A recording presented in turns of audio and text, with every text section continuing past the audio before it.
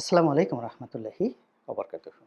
সম্মানিত দর্শক, শেখ হাসিনার যে ট্রাম্প কার্ড অর্থাৎ মার্কিন প্রেসিডেন্ট ডোনাল্ড ট্রাম্পকে ব্যবহার করে বাংলাদেশের রাজনীতির যে অঙ্গন, এই অঙ্গনের যে পানি, এই পানিকে ঘোলা করে দেয়া এবং সেই ঘোলা পানিতে তিনি তার রাজনীতির যে মাছ, তাদেরকে তিনি স্বীকার করবেন। বিশেষ করে ডক্টর মোহাম্মদ ইউনূস এবং এই মুহূর্তে আওয়ামী লীগকে যারা প্রতিপক্ষ মনে করছে, তাদের সবাইকে তিনি ভারত এবং আমেরিকা এই দুটো রাষ্ট্রের কোপানলে ফেলবেন এবং এরকম একটা মাস্টার প্ল্যান নিয়ে তিনি যে ঘোষণাটা দিয়েছিলেন নভেম্বর মাসের ১০ তারিখে, এটিতে আপাত দৃষ্টিতে মনে হচ্ছে তিনি সফল হয়েছেন। এই যে নূর হোসেন দিবসকে কেন্দ্র করে সাবেক প্রধানমন্ত্রী শেখ হাসিনার যেটা কল রেকর্ড, এটি নিয়ে মূলত বাংলাদেশে ভীষণ রকম তোলপাড় শুরু হয়েছে। অনেকে বলার চেষ্টা করছেন যে এটা একেবারে একটা কথার কথা। তিনি জাস্ট একটা টোক্কা দিলেন। কেউ বললেন যে এই কাজটা তার করা ঠিক হয়নি। আবার এখন অনেকে বলার চেষ্টা করছেন যে পুরো একেবারে ফ্লপ করেছে এবং তিনি যে চাল চেলেছেন সেটা সফল হয়নি। তার ডাকে একটা লোক সাড়া দেয়নি, কোনো লোক আসেনি। হাতে গোনা কয়েকজন লোক এসেছে এবং এখানে আমার কাছে যেটা মনে হচ্ছে যে তিনি যে কাজটি করেছেন এটি কেবলই মাত্র তার মস্তিষ্ক প্রসূত নয়। তার এই যে ১০ই নভেম্বর নূর হোসেন দিবসে তিনি যেটি করার চেষ্টা করেছেন, তার কল রেকর্ড, কথাবার্তা, কল রেকর্ড ফাঁস এবং পরবর্তীতে যে নাটকগুলো রাজপথে হয়েছে এবং যে ঘটনাগুলো রাজপথে ঘটেছে, এগুলো আবার সময় মতো একেবারে ঝড়ের গতিতে বাংলাদেশ থেকে দিল্লি, দিল্লি থেকে একেবারে হোয়াইট হাউস, হোয়াইট হাউস থেকে ট্রাম্পের যে কার্যালয়, সেই পর্যন্ত পৌঁছে দিতে ১ ঘন্টার বেশি সময় লাগেনি।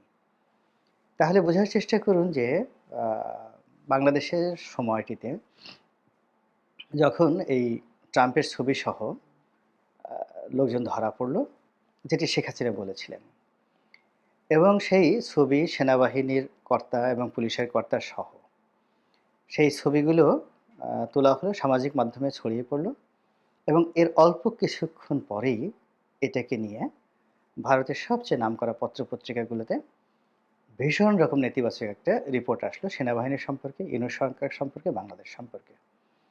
এবং এখানে যে বিষয়গুলো ইন্ডিয়া টুডের মতো পত্রিকা যে বিষয়গুলো সামনে আনলো, সেটি হলো যে এখানে আওয়ামী লীগের কোনো প্রসঙ্গ আসেনি। কিছু নিরপরাধ লোক, কিছু শান্তিপ্রিয় লোক যারা বাংলাদেশের নাগরিক এবং তারা মূলত ডোনাল্ড ট্রাম্পকে খুশি করার জন্য বা তার বিজয়ে আনন্দ প্রকাশ করার জন্য রাস্তায় নেমেছিল এবং তাদেরকে ঠিক সেইভাবে দমন করা হয়েছে, পীড়ন করা হয়েছে, পেটানো হয়েছে এবং গ্রেপ্তার করা হয়েছে। আর এই যে ভারতীয় মিডিয়ার যে কথাগুলো, ঠিক সেম কথাগুলো আমেরিকাতে পৌঁছে গিয়েছে এবং ঠিক সেই ছবিটি, যে ছবিটি সামাজিক মাধ্যমে ঘুরে বেরিয়েছিল এবং যেভাবে ছবি তোলার জন্য শেখ হাসিনা বলেছিলেন, ঠিক সেই ছবিটি আমেরিকার প্রেসিডেন্ট তার যে আ টুইটার আ অ্যাকাউন্ট, যেটাকে এখন এক্স বলা হয় এবং এটা আমেরিকা এবং মধ্যপ্রাচ্য থেকে শুরু করে সারা দুনিয়াতে এলিট যারা আছেন তারা কিন্তু ফেসবুক ব্যবহার করেন না। সবাই টুইটার, ইদানিংকালে যেটা এক্স ব্যবহার করেন এবং এটার মালিক এখন কিন্তু ইলন মাস্ক এবং ডোনাল্ড ট্রাম্প এই নির্বাচনে একে অপরের সঙ্গে বলতে গেলে কাঁধে কাঁধ মিলিয়ে, হাতে হাত মিলিয়ে তিনি যেভাবে কাজ করেছেন, তো সেই কারণে ইলন মাস্ক তার যে এই প্রতিষ্ঠান এক্সকে অর্থাৎ সাবেক টুইটারকে ডোনাল্ড ট্রাম্পের সেবায় নিয়োজিত করেছেন। সর্বোচ্চ রিস্ক আমেরিকার সমাজে, ইউরোপ এবং আমেরিকাতে এটি এখন হয়ে যাচ্ছে। তো সেই আ এক্সে ডোনাল্ড ট্রাম্প যেটি করলেন, তিনি এই ছবিটিকে আ উদ্দেশ্য করে এবং বাংলাদেশের যে ১০ তারিখের ঘটনাকে কেন্দ্র করে ঠিক ভারতীয় পত্র-পত্রিকার ভাষায় হুবহু একটা তিনি আ সেই টুইট করলেন এবং সেখানে তিনি বললেন যে, "শেখ হাসিনার অবর্তমানে বাংলাদেশে কি হচ্ছে?" সরি। তো শেখ হাসিনার অবর্তমানে বাংলাদেশে কি হচ্ছে?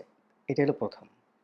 ২ নম্বর হলো যে কিছু মানুষকে সেনাবাহিনী, আবার বলছি সেনাবাহিনী এবং পুলিশ গ্রেপ্তার করেছে। তাদের অপরাধ, তারা ট্রাম্পকে সমর্থন করে। তারপর তিনি বলেছেন বাংলাদেশ আসলে কোন দিকে যাচ্ছে। বোঝার চেষ্টা করুন যারা এতদিন যাবৎ বলার চেষ্টা করছিলেন যে আমেরিকার নীতি পরিবর্তন হয় না।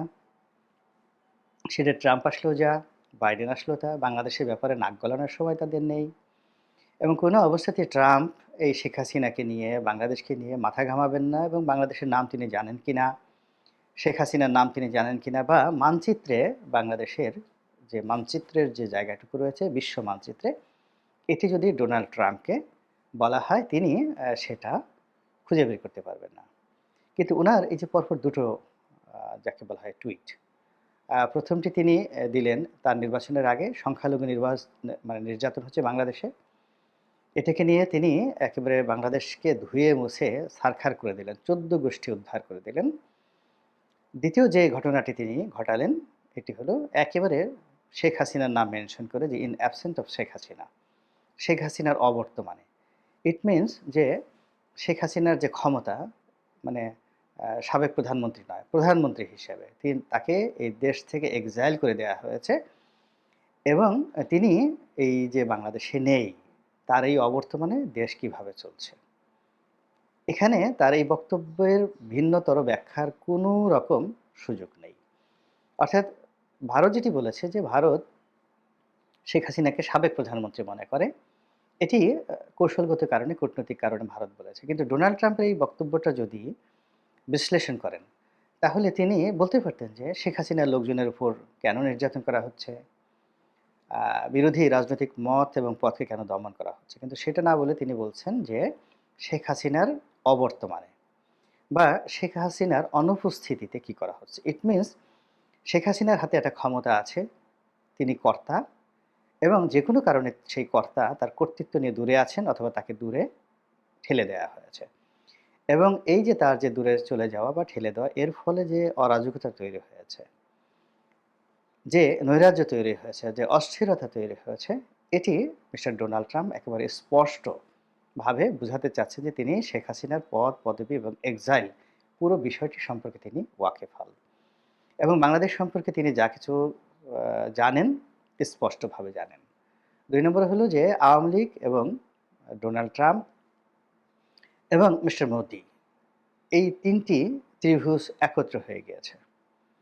কাজেই আমরা যারা ঘুমাতে চাই, এটা আমাদের ব্যক্তিগত বিষয় আমরা কিভাবে ঘুমাবো। আমরা আমেরিকার এই হুমকি-ধামকিকে এভয়েড করতে চাই, সেটা আমাদের বিষয়। কিন্তু নিচে, তলে বা পর্দার অন্তরালে শেখ হাসিনাকে কেন্দ্র করে আমেরিকা এবং দিল্লি যে বিরাট একটা মাস্টার প্ল্যান প্রণয়ন করেছে এবং সেই মাস্টার প্ল্যান অনুযায়ী তারা এই একটা অ্যাসিড টেস্ট ১ম দিকে ঘটালো। এবং মিস্টার ডোনাল্ড ট্রাম্প এখনো ক্ষমতায় আসেননি। প্রেসিডেন্ট হিসেবে শপথ গ্রহণ করেননি। তার আগেই এই খেলাটা শুরু হলো। যেটি বর্তমান ইউনূস সরকারের জন্য রীতিমতো বিপজ্জনক।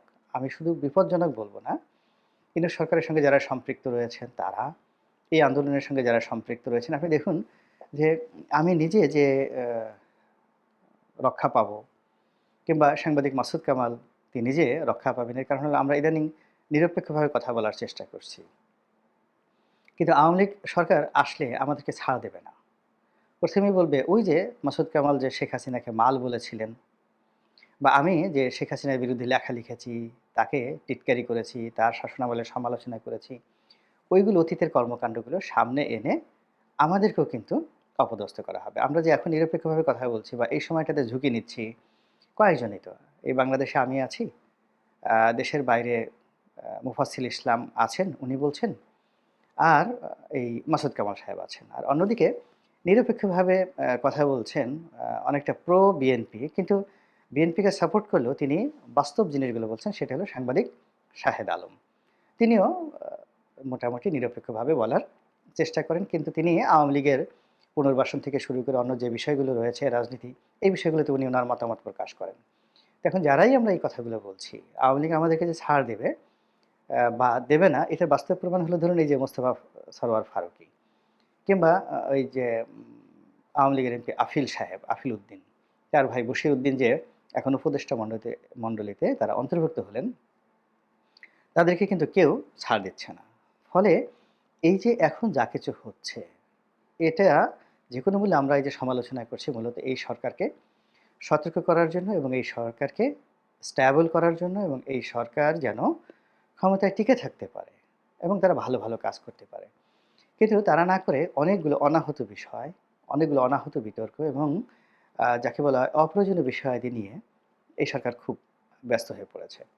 সরকার যদি এই যে ধরুন শেখ হাসিনা একটা ঘোষণা দিয়েছে, এমনিতেও আমরা যারা সাধারণ মানুষ খুব অল্প বুদ্ধি আমরাই বুঝতে পেরেছিলাম যে এটা শেখ হাসিনা একটা ডাব্বা দিচ্ছেন। আওয়ামী লীগের কোনো নেতাকর্মী একেবারে পুরো মাঠ যদি খালি করে দেওয়া হতো তবুও তারা আসতো না। এবং ট্রাম্পেরকে নিয়ে যে ৩-৪ জনকে গ্রেপ্তার করা হয়েছে বা ১০-১২ জনকে গ্রেপ্তার করা হয়েছে, এরকম যদি মাঠ খালি করে দেওয়া হতো তাহলে হয়তো ১০০ জন লোক মিছিল করতো, নট মোর দ্যান দ্যাট। তাদেরকে কোনো গ্রেপ্তার করার দরকার ছিল না। কিন্তু দেখা গেল এটা নিয়ে যে অস্থিরতা দেখানো হলো, উত্তেজনা দেখানো হলো, ভয় পাওয়া হলো, মারধর করা হলো, তারপরে আওয়ামী লীগের নারী কর্মীদেরকে মারধর করা হলো। এই বিষয়গুলো ঠিক ২০০০ সেই ৭-৮ সালের মতো হবে না বা ১৯০০ সেই ৮৬-৮৭ সনের মতো হবে না। এখন টেকনোলজির যুগ ১ মিনিটের মধ্যে সারা দুনিয়াতে ছড়িয়ে পড়ছে এবং এটার যে ইফেক্ট অ্যান্ড আফটার ইফেক্ট এটা খুব প্রবল থেকে প্রবলতর হচ্ছে। তো সেই দিক থেকে এই সরকার যে উত্তেজনাটা দেখিয়েছে, তারা এই উত্তেজনার প্রেক্ষিতে যে মিস্টার ডোনাল্ড ট্রাম্প পার্সোনালি এই জিনিসটা এত দ্রুত যাকে বলা হয় তিনি রেসপন্ড করবেন, এটা তারা কাউন্ট করতে পারেননি। তো এখন যেহেতু দেখা গেল যে মিস্টার ডোনাল্ড ট্রাম্প কাউন্ট করছেন, তো কাজেই আগামী দিনগুলোর যে আওয়ামী লীগের কৌশল, তার সঙ্গে, সঙ্গে আওয়ামী লীগের যেকোনো কর্মকাণ্ড, এরপরে তাদের যে রাজনৈতিক নেগোসিয়েশন এই বিষয়গুলোকে যদি সরকারের যারা কর্তা ব্যক্তি রয়েছেন, তারা আরও সুগভীরভাবে চিন্তা করেন, প্ল্যান করেন, প্রোগ্রাম করেন, তাহলে আমরা যারা এই সরকারকে ক্ষমতায় আনার জন্য সুদীর্ঘকাল ধরে আন্দোলন করছি, সংগ্রাম করছি, যার, যার অবস্থান থেকে কাজ করে যাচ্ছি, আমরা কিছুটা হলেও স্বস্তি পাবো। আল্লাহ আমাদের সবাইকে হেদায়েত দান করুন এবং হেফাজত করুন। আসসালামু আলাইকুম ওয়া রাহমাতুল্লাহি ওয়া বারাকাতুহু।